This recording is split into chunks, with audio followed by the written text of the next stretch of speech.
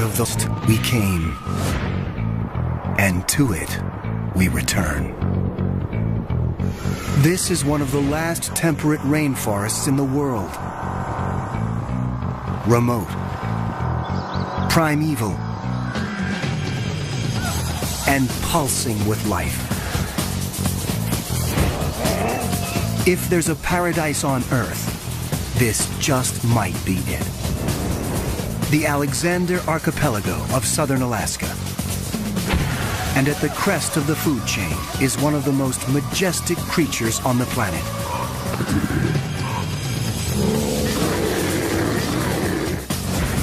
This is the biggest, most magnificent predator on the block.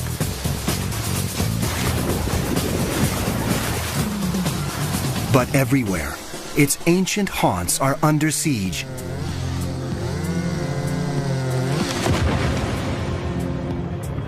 As the modern world closes in, this could be the great brown bear's last stronghold. To protect this extraordinary species, researchers have to learn more about its secret life deep within the forest, and quickly. A veteran tracker joins forces with a new technology that may allow us to enter the bear's ancient territory without risking a close encounter of the grisly kind.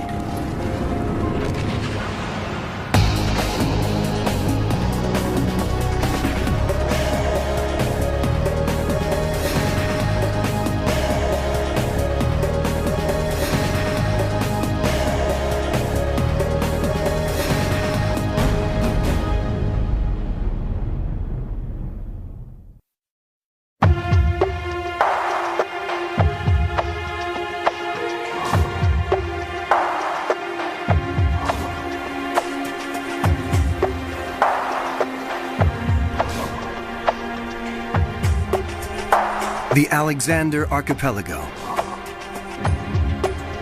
More than 1,000 islands clustering off the coast of Western Canada.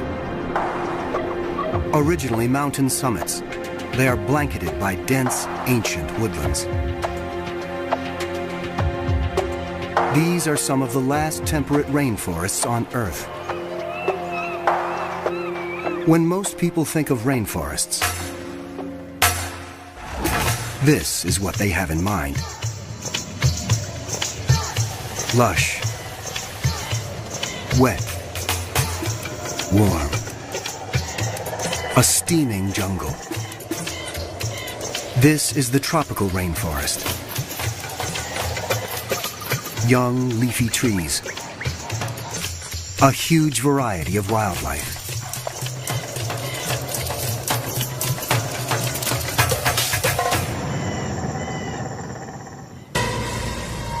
By contrast, the temperate rainforest is relatively cool. It grows in coastal areas, and its trees are mainly spruce and hemlock, often between 500 and 1,000 years old. It is less diverse than the tropical rainforest, but no less imposing. It is a place where land and sea come together to form a whole greater than the sum of its parts.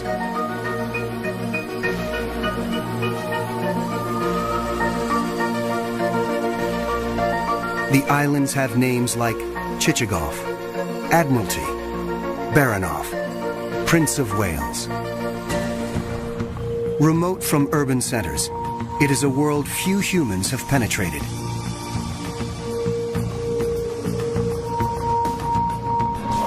As a result, this vibrant ecosystem is a kind of heaven on Earth.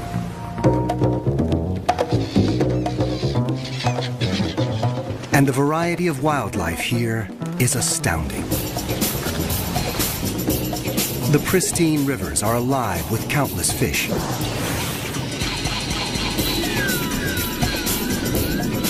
Amidst the islands, killer whales breach.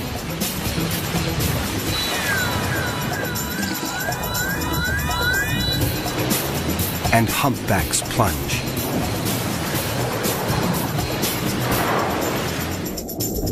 Dall's porpoises and Steller's sea lions feast in the food-rich waters.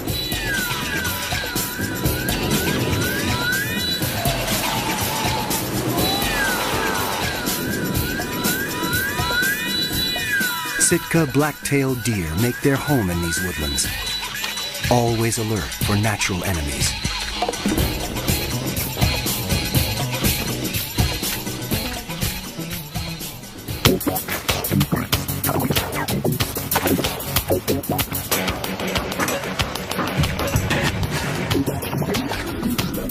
And the lord of this southern Alaska paradise is this mighty beast. You may know this bear as the grizzly.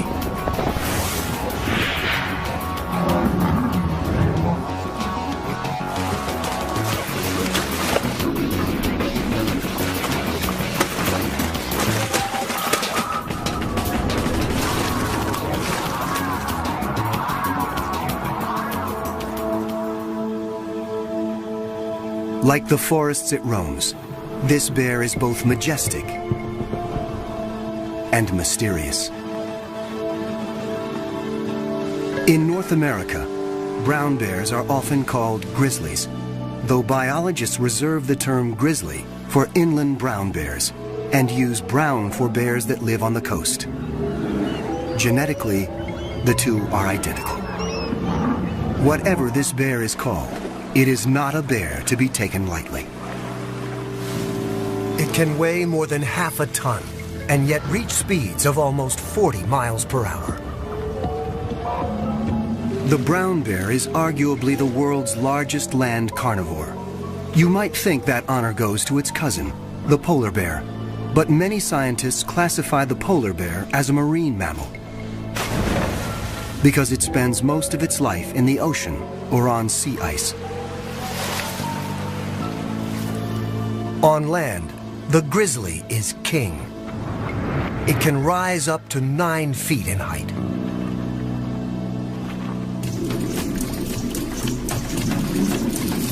Bears are formidable hunters. They have a keen sense of smell, 7 times more powerful than a dog's. And they are notoriously patient in stalking their prey.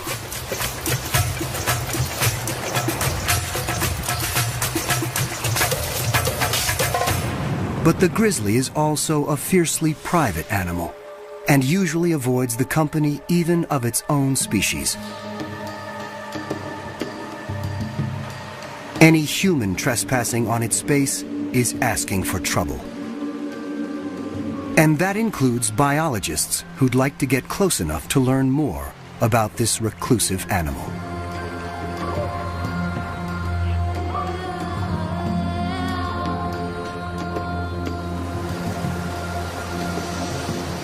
In the rainforest, the brown bear rules. It has no natural predators. And yet, worldwide, its numbers have been in decline for the last 100 years.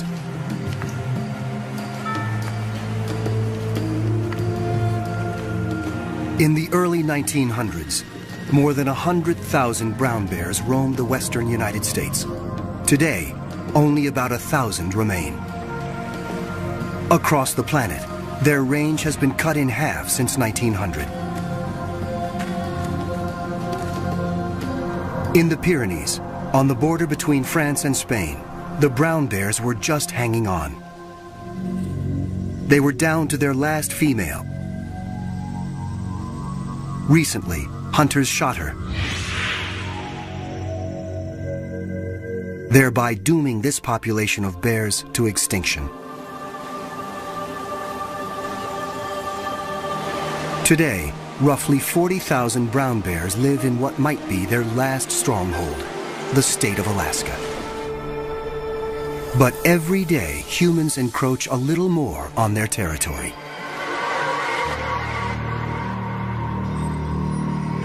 And once again, as in the ancient story, it's man who has brought trouble to paradise.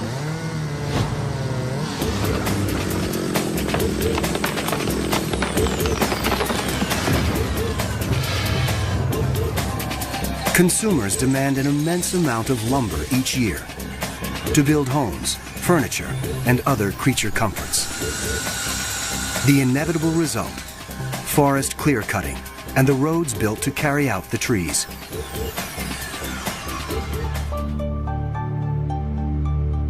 On Chichagof Island, many bears tend to converge on river valleys during the summer months. But over the last 20 years, roads have cut deep into this once virgin wilderness.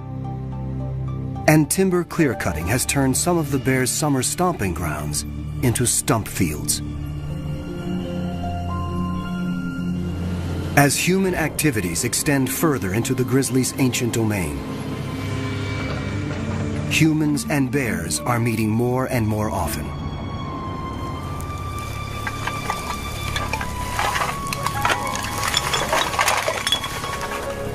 It is a recipe for disaster, for bears, and sometimes for people. This massive predator can be extremely dangerous when suddenly confronted by a human on its turf. And yet, to protect these animals, researchers need to learn more about their numbers, their movements, and their vulnerabilities. They have to get up close and personal with a 500-pound animal that doesn't want them there. That's exactly what one man does for a living, and has for the last 30 years. Born in Wisconsin, Laverne Byer came from a family of hunters.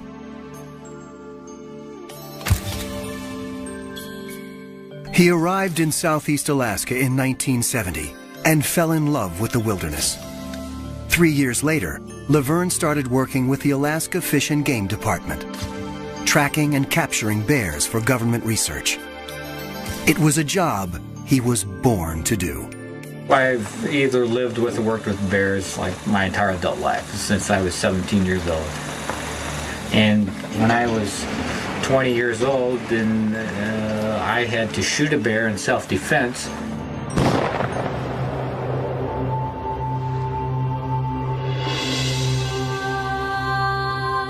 And once you have to shoot a bear in self-defense, that's kind of one of the events in your life you don't forget.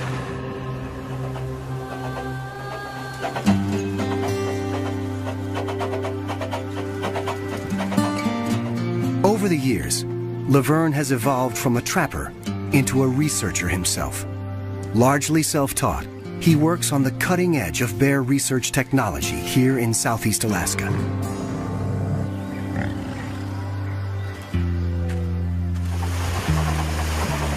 Based on a 70-year-old tugboat, Laverne has captured more than 700 bears since 1975 and is now one of the most respected bear trackers and researchers in the region.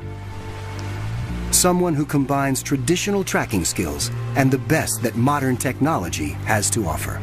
I'm a man who's stuck in a wrong time period because I appreciate things from the past.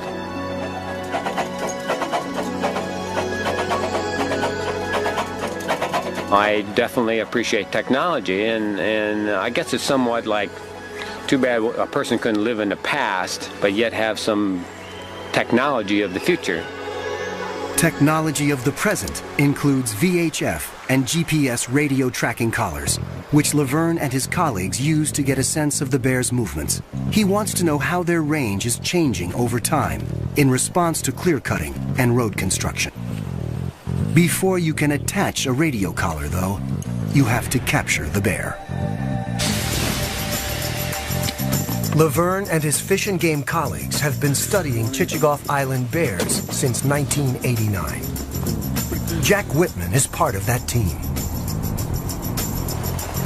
Chichagof is one of the continent's largest islands, with an area of over 2,000 square miles. About 1,100 people live there, and about 1,600 brown bears.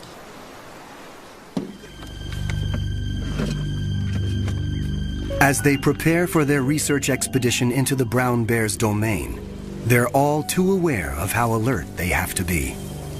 We're trespassing in a pretty major way in places where brown bears live, where most people shouldn't go. It would be foolish, regardless, how one feels about bears, not to carry a weapon.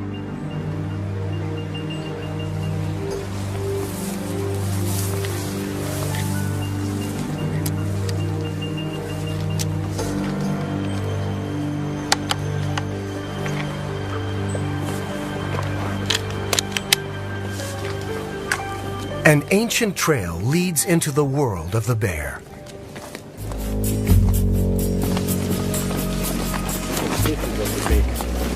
This is a bear trail, it's not a people trail. Yeah. No, there's no people come down here. Years of bear traffic have cut this path through the forest. The bears are out of sight, but their presence is everywhere. You can probably see bear hair still attached. Big knot of bear hair there. To learn where bears roam off the beaten path, Laverne and Jack want to deploy a radio collar. And that means they have to catch a bear.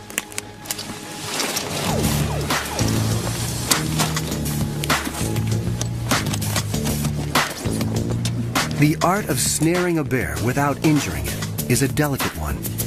In order to direct its path into the trap, you have to think like a bear thinks. You have to choreograph its movements. The bear has to hit a bullseye right here. Okay. We're trying to force that foot into that spot. Okay, so when he's walking down the trail here, he has hit that perfectly without touching the cable there. Plus you're trying to create his step for him too. This stuff here kind of leads him into this bullseye. If he steps on this, cable here a little bit, it's not going to catch him. The snare is set, but can it fool a bear? As the trackers make their way through the forest, their senses are on high alert for any sign of movement.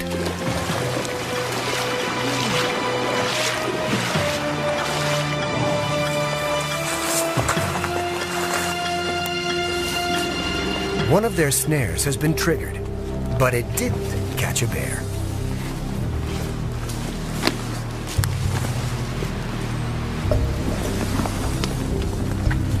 There's a clean miss too. Threw the cable way back there, and pulled it up. This here's been bumped a little, coming that way. It's going that way. Yeah, I think he stepped on this. Kind of looking at. One thing is sure, there are bears close by. It's nice working down here where there's some targets out there. It's a target-rich environment. They try again and move on.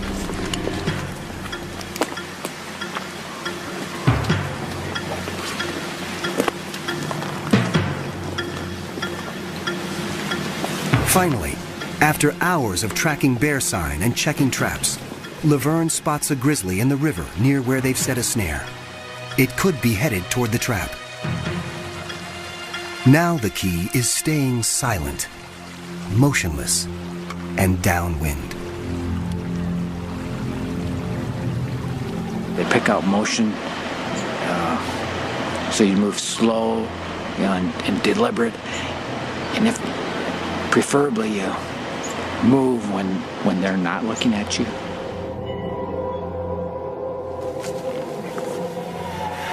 Once this bear has entered the woods, it is virtually invisible.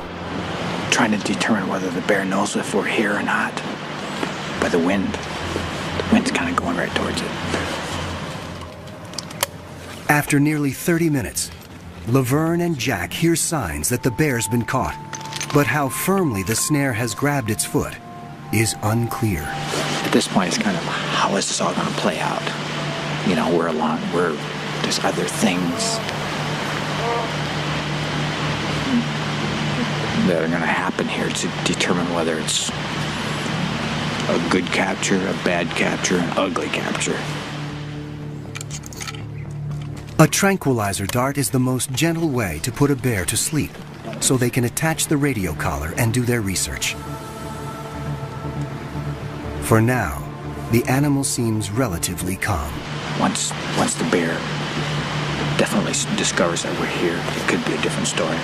The body language could be different. It could become more aggressive.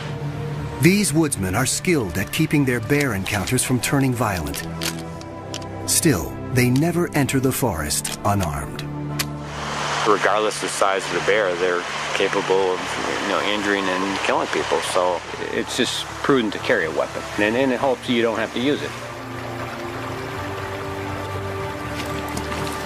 White eagle feathers, good luck.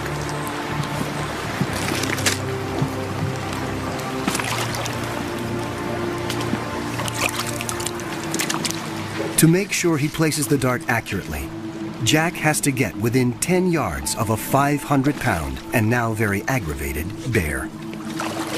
As he lines up his sight, Laverne covers him, just in case.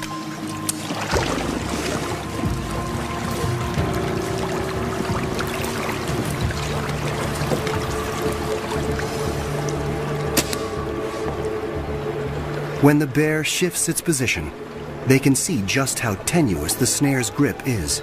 A sudden jerk, and this angry bear could be on them in the blink of an eye.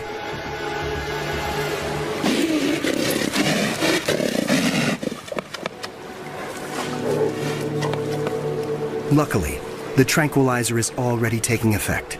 If not, the bear might easily have pulled free. Minutes later, she's out. And the researchers can go to work.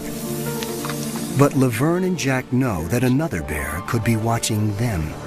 Their every sense is attuned to movements and sounds coming from the trees. They waste no time. First, a blood sample. Then, the radio collar. Radio tracking is an indispensable tool for assessing the movement patterns of a population of bears. Each collar has a unique frequency, so each bear has a unique frequency. It allows us to Hear where she is.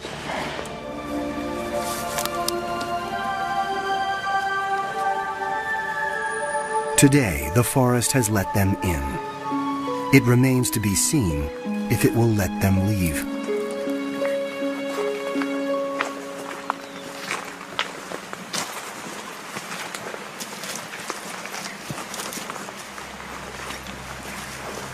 The woods are eerily quiet.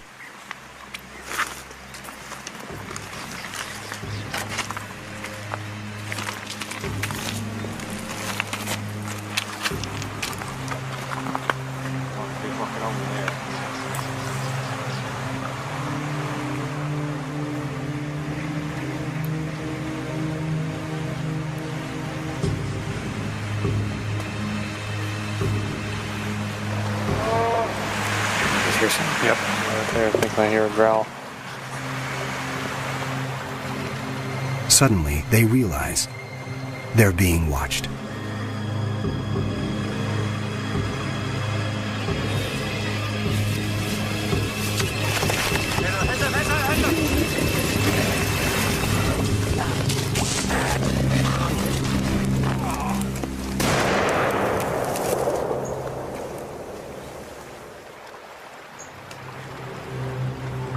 A bear attack.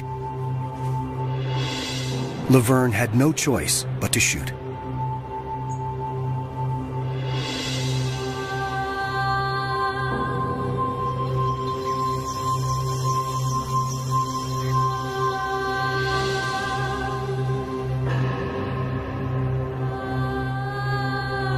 A day that began so auspiciously has ended in heartbreak. The forest let Laverne live, this time, but also forced him to confront a grim reality. Sometimes this work exacts a terrible price.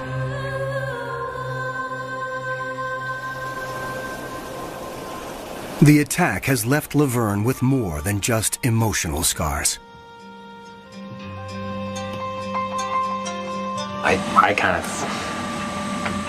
I feel responsible.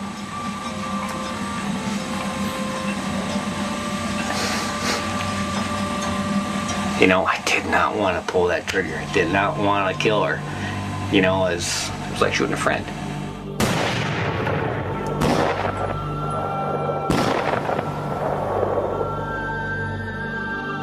and felt, we're trying to help you. We're trying to help her, or help the species. She doesn't know that. I don't want to shoot you. Can't you understand that, we're not trying to hurt you?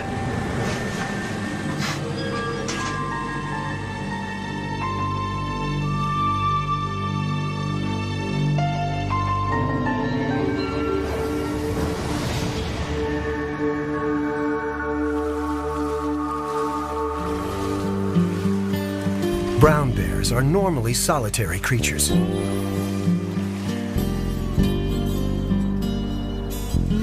And most of their time is spent finding food and eating.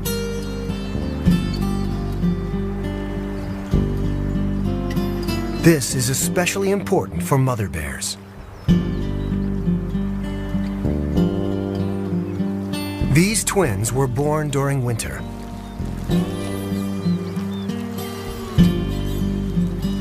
They depend upon their mother's milk.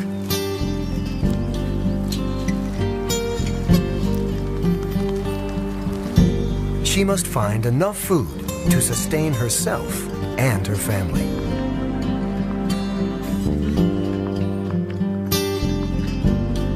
In early summer, brown bears commonly eat berries, grasses, and other vegetarian fare.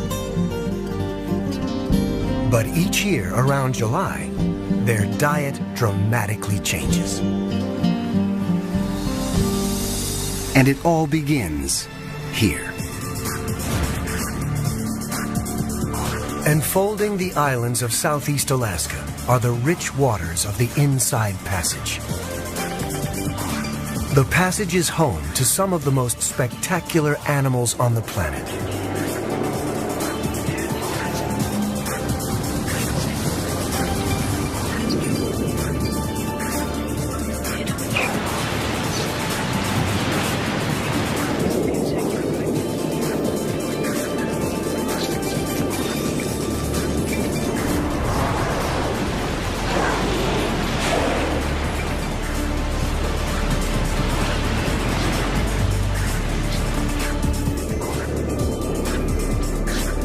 The cold, nutrient-rich waters welling up from the Pacific depths nurture a flourishing food chain. Massive schools of fish thrive on rich plankton and attract an army of predators. Humpback whales gather to feast, working in groups to capture herring.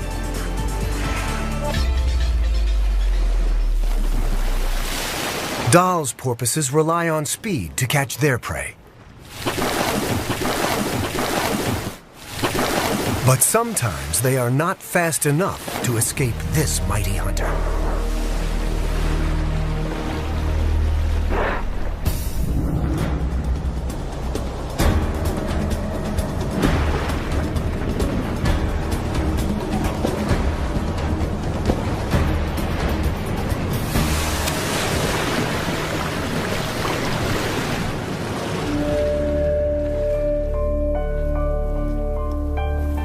On shore, another mighty hunter is getting impatient, waiting for its share.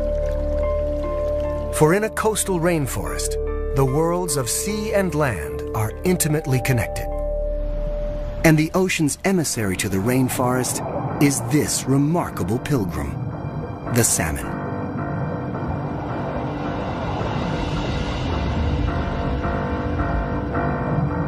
Chinook, coho, sockeye, pink, and chum. 5 species of salmon make the long trip back from the ocean to the place of their birth. After several years at sea, they've returned to spawn for the first and last time.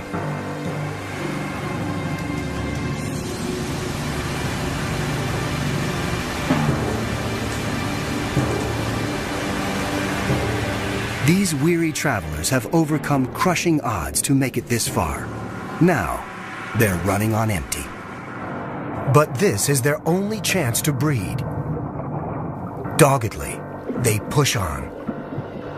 These sockeye have not eaten since leaving the sea, and they will never eat again. Starving, they begin to digest themselves from the outside in. Absorbing their silver scales, they expose skin, which turns scarlet and smooth.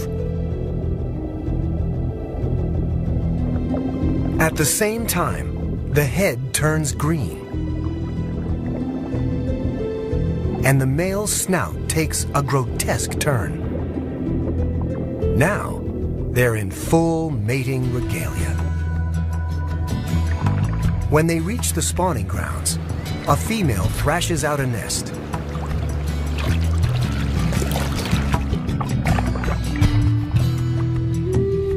The male shadows her, ready to do his part. The spawning rituals culminate under cover of night. A female shudders with the effort of expelling her eggs.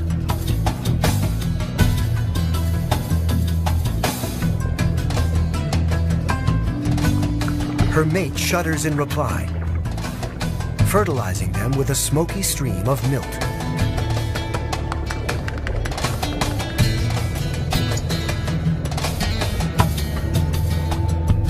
A female can lay 1,000 eggs per nest, and she may build several before she dies.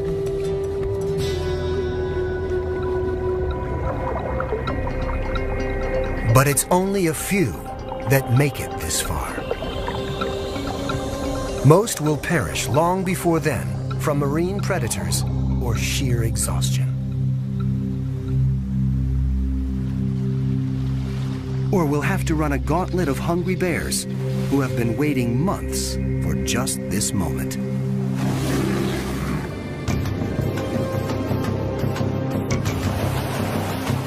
Bears are patient hunters, and for animals their size, their striking speed is phenomenal.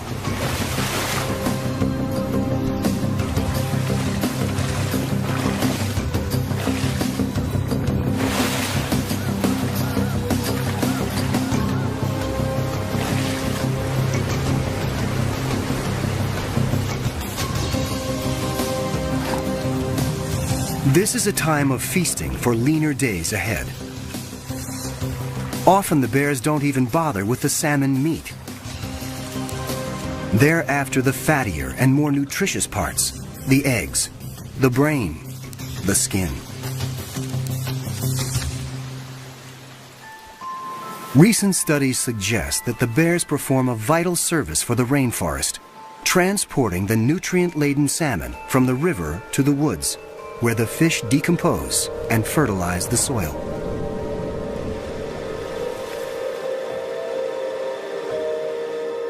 But bears aren't the only hunters on Chichagof Island today. Brown bear hunting is legal in Alaska. Brown bear hunting season is open until the 20th of May. No matter how Laverne may feel personally about the practice, big game hunting is a popular sport in Alaska. If it's going to happen anyway, Laverne wants to make sure it's done properly, and the right bears are taken. Brown bears are the second slowest reproducing big game animal in North America. The female component of the bear population is the component that you want to protect the most. With more than 3 decades experience, few guides are better equipped to track an Alaskan brown bear than Laverne. But he's here for one reason and one reason only: to make sure that if a bear is going to be shot, it's going to be a mature male bear. Laverne operates by another rule as well. He never guides in the same areas where he conducts his research. Today, he's accompanying a hunter to nearby Admiralty Island. We're looking for a male bear, which is a male bear. To identify a male bear, it has to be an 8-foot bear or larger, or like a 22.5-inch skull or larger. It's the body movement, body structure. That bear there has about a 20-inch skull. Which means it's likely a female and off limits.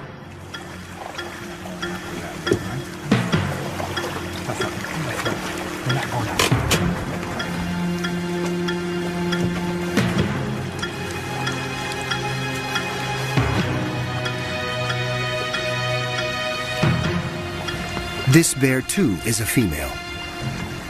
The hunter may be frustrated, but Laverne won't allow a female to be shot. We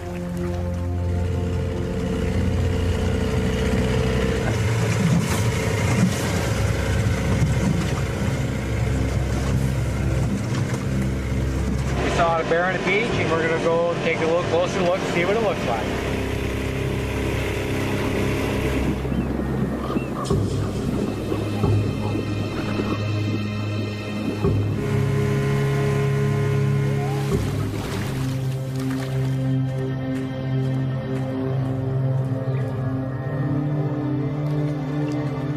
This is a large, old male.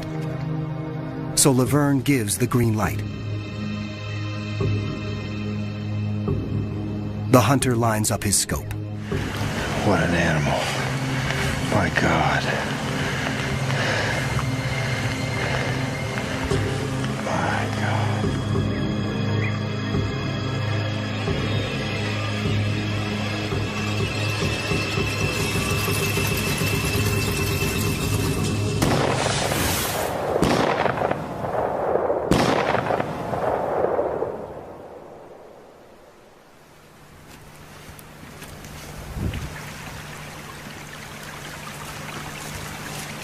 When they reach the bear, he is still alive.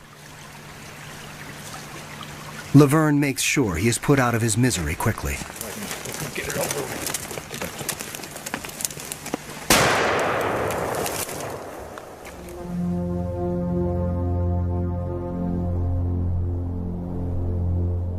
Human encroachment, whether in the form of hunting or road construction, is simply a fact of life in our primal forests. Bear advocates, like Laverne Bayer, have to learn as much as they can about the bears as soon as they can. In their ongoing attempts to penetrate the mysteries of Southeast Alaska's rainforest, investigators have used advanced technologies. The earliest high-tech tool was the radio tracking collar. GPS devices were a big step forward. They make use of dozens of orbiting satellites to calculate the precise location of a tagged animal, sometimes within 3 feet. But GPS only tells researchers where the animal is, not what it's doing. What they really needed was a way of getting a video and audio recorder into the deep forest, where it could show them natural behavior, the kind of behavior humans rarely see, because our very presence changes the way animals behave. Fortunately, just such a device exists. It's called CritterCam. CritterCam is the brainchild of marine biologist Greg Marshall.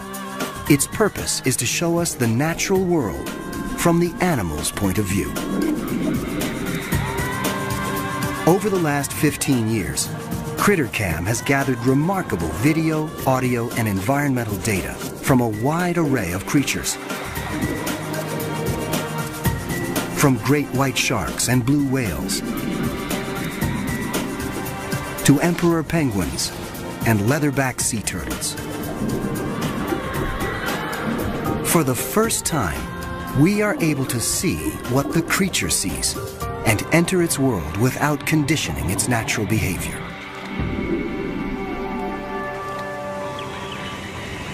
In fact, just off the coast here, CritterCam recently brought back remarkable footage of one of the region's most impressive marine mammals, the humpback whale.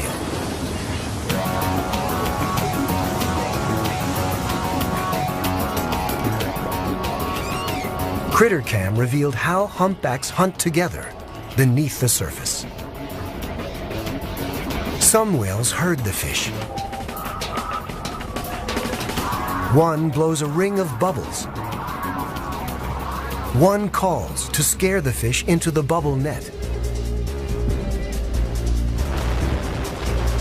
And then the entire group rises to engulf the hapless herring.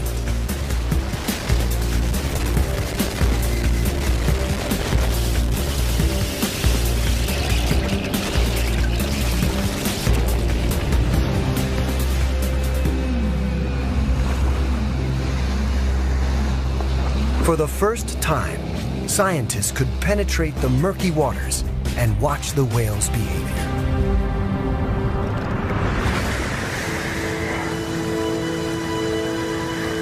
And this suggested another possible use for this technology, this time on a nearby land mammal.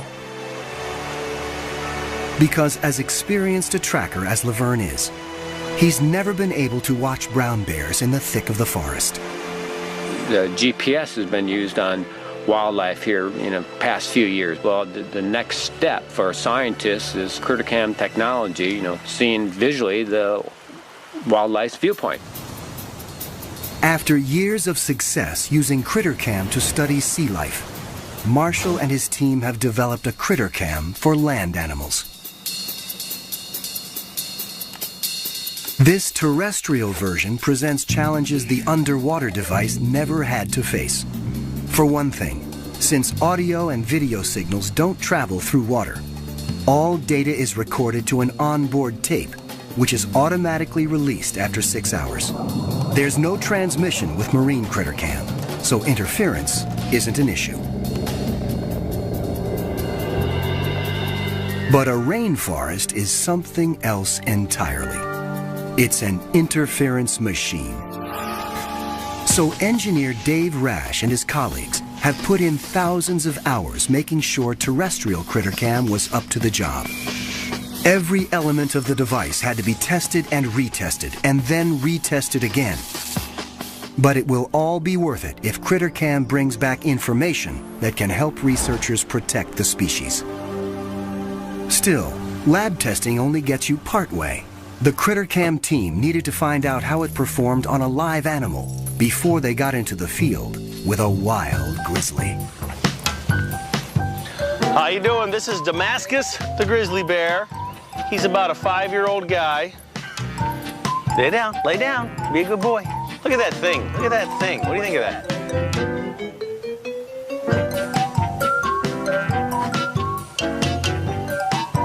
Will you let us put that on? See if we can get your perspective on life?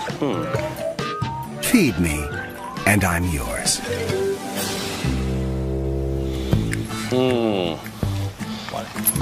Come here. Let's look around. Let's walk up here. Take a bear walk. What do you think? Let's record. And one last test. Because even though this critter cam won't be diving to the ocean depths, there is still a good chance it's going to get wet. Good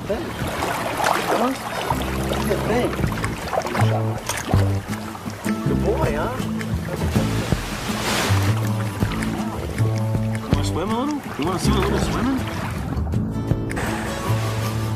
This is as far as Dave is going to get with a tame bear in controlled surroundings.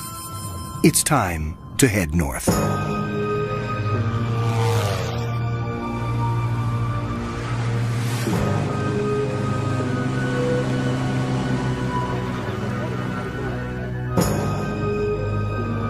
The terrestrial critter cam can dispense with the heavy recording mechanism and transmit directly to a remote receiver. Which is a good thing, because the device won't be buoyed up by water, as the marine version was. Another plus, the device won't be limited by the length of a videotape. Still, there's a very real danger that even if critter cam makes it into the woods on the back of a bear, the dense forest will frustrate the team's efforts to get a clear signal. In the temperate rainforest southeast Alaska, to make the critter cam technology work that you currently have today is quite challenging. It's not the plains of Africa. First step, before going after a bear, field test critter cam on a somewhat less dangerous animal. What's going on here? I'm going up testing the Greg Marshall critter cam. How do you feel about it? Yeah, stop the debate about whether it's going to work through the forest or not. It doesn't take long to see the shape of things to come. Well, we're just tracking Vern as he walks up the canyon. And the signals that I'm getting aren't as strong as I expect. Dave quickly tracks down the source of the problem. This antenna has connections on it which are very clearly marked. Even the best labelled things are no match for stupidity sometimes. Now we've got much better video.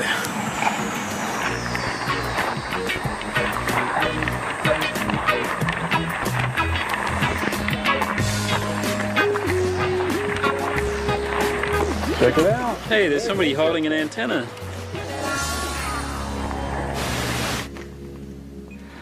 There's only so much preparation Dave can do. They'll have to try it out on a real bear and make adjustments as they go. We've come all this way, put in all this effort to get to this point, and I don't want my electronic part to be the thing that makes it not happen today, so I'm nervous. The effort will all be worthwhile if CritterCam can bring back information that will help safeguard these bears' future. CritterCam may be light years more advanced than a radio collar, but the process of getting it on a bear is just the same.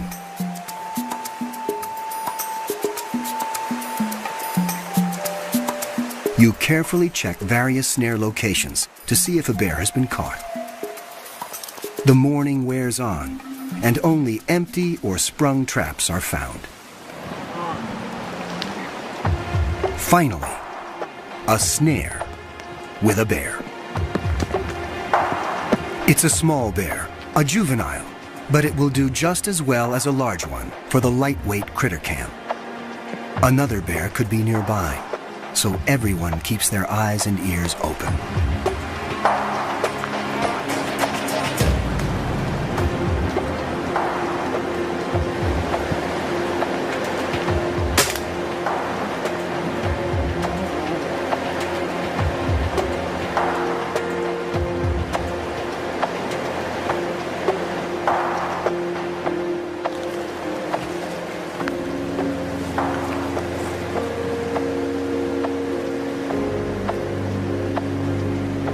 Now, the main event. Dave, you ready with that thing yet?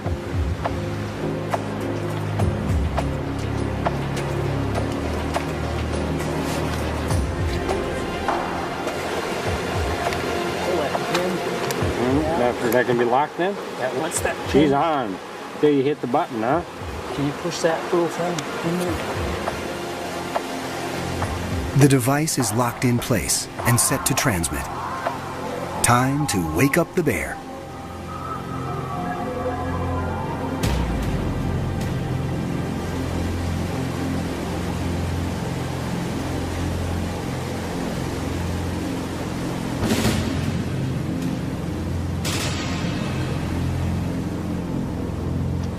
We've seen this shot many times before,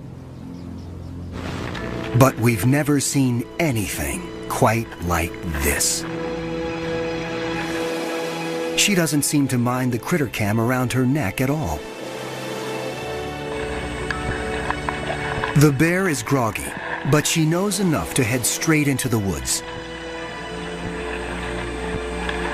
The system's working. She's right on the edge of the range, but the signals are really marginal. I think she's right over on the other hill. It might be better for us to move over there if we can. Now I guess the work begins as we track the animal and see where it goes. So we might have our night cut out for us.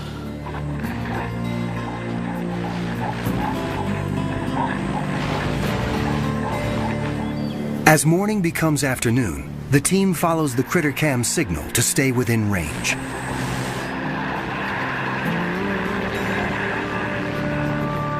Dave continually monitors the system's performance in this difficult terrain. Suddenly, an animal known for its solitary nature shows its softer side. Right there. There's a bear with her. She's having a greeting right now. That might be Mom. This is a complete surprise. The critter-cammed bear is old enough that Laverne wouldn't have expected it to be spending any time with its mother.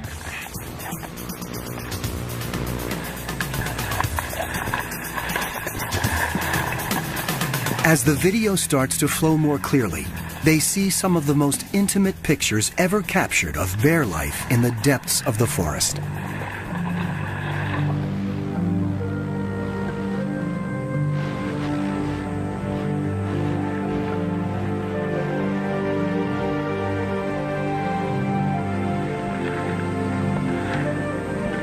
She builds a daybed and curls up for a nap. Say that was cool, the fact that she joined up with two of the bears. Did he actually just say cool? He did. Wow. He thought it was cool, and I think he smiled. When the bear wakes up, an excited critter-cam team watches as she eats some Devil's Club berries, a staple of the brown bear diet. Oh, check it out, yeah.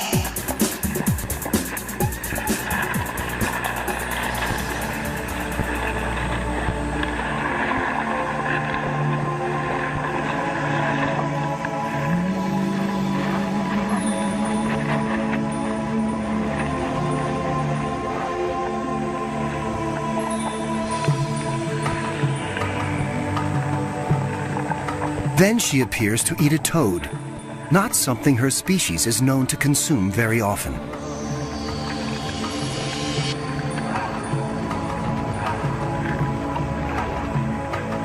But berries and toads are just appetizers for a brown bear.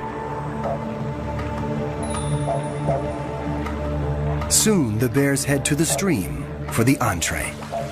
And the young female is in the midst of it all.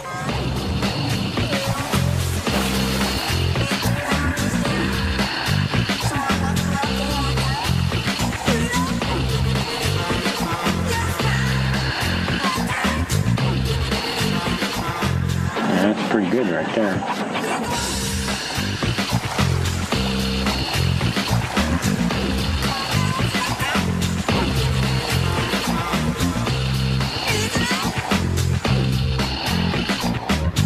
Laverne and the others are glued to the monitor.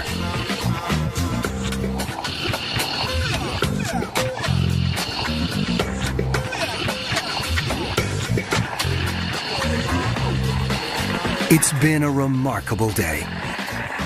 CritterCam has allowed Laverne and the others to walk with these bears without trampling their world. And what they are seeing bodes well for future research. Research that could tip the odds in favor of these amazing animals.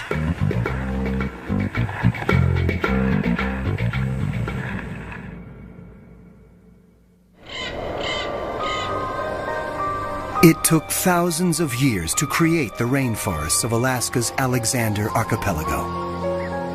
They comprise some of the most pristine wilderness in the world. And they could be gone in just a few generations. The future of road building in southeast Alaska is unclear. But what is clear is that more roads would mean more pressure on the bear's home territory. And more encounters between human and bear. The brown bear's best hope may lie with researchers and advocates like Laverne Beyer, a man who has seen grizzly bears die, sometimes at his own hand, and knows all too well the cost of unrestrained human expansion. There are undoubtedly many stories hidden within the thick shadows of the northern rainforest.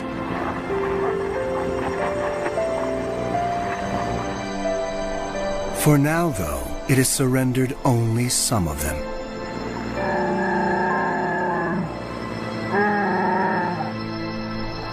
Time alone will tell if it can be persuaded to relinquish more.